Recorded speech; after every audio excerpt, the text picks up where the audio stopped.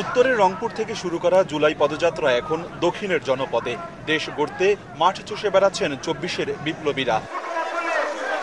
পদযাত্রার ১৪তম দিনে পটুয়াখালীতে দুপুর ১২টার দিকে এনসিপি নেতারা শহরের সার্কিট হাউস রোড থেকে পদযাত্রা শুরু করেন। দুপুর ১:৩০টার দিকে সার্কিট হাউসের সামনে অস্থায়ী মঞ্চে সভায় যোগ দেন। পথসভায় বক্তব্য রাখেন স্থানীয় ও কেন্দ্রীয় নেতারা। দেশ গড়তে চাওয়া এনসিপির বিরুদ্ধে নানাভাবে প্রোপাগান্ডা ছড়ানো হচ্ছে বলে অভিযোগ করেন দলটির দক্ষিণ অঞ্চলের মুখ্য সংগঠক হাসনাত আব্দুল্লাহ। বলেন, দেশ গড়ার লড়াইয়ে সব বাধা জয় করতে হবে।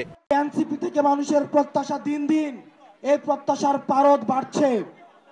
এই প্রত্যাশার পারদের সাথে সাথে আমাদের দায়িত্ব বাড়ছে। এখানে যতজন মানুষ এসছেন, আপনাদের বাংলাদেশের প্রতি দায়িত্বশীল হতে হবে। আমাদের পরবর্তী যুদ্ধটা আরো বেশি কঠিন।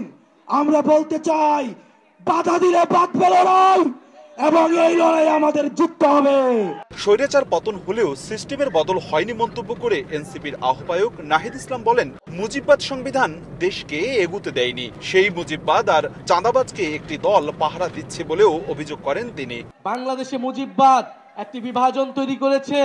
মুজিববাদী সংবিধান বাংলাদেশ রাষ্ট্রকে এগোতে দেয়নি, কিন্তু সেই মুজিববাদী সংবিধান, সেই ৭২-এর সংবিধানকে টিকিয়ে রাখতে চাচ্ছে এখন বিএনপি। এখন চাঁদাবাজদের দল তৈরি হয়েছে, সন্ত্রাসদের দল তৈরি হয়েছে, মুজিববাদের নতুন পাহারাদার হিসেবে আবির্ভূত হয়েছে। ফলে চাঁদাবাজ এবং মুজিববাদের নতুন পাহারাদার এসেছে। সেই পাহারাদারকেও আপনাদেরকে প্রতিহত করতে হবে, তাদের বিরুদ্ধে সংগ্রাম করতে হবে। চাঁদাবাজদের বিরুদ্ধে সংগ্রাম করতে হবে, ভয়ের সংস্কৃতিকে তোয়াক্কা করা যাবে না বলেও মন্তব্য করেন এনসিপির নেতারা। অপূর্ব অপু, সময় সংবাদ, পটুয়াখালী।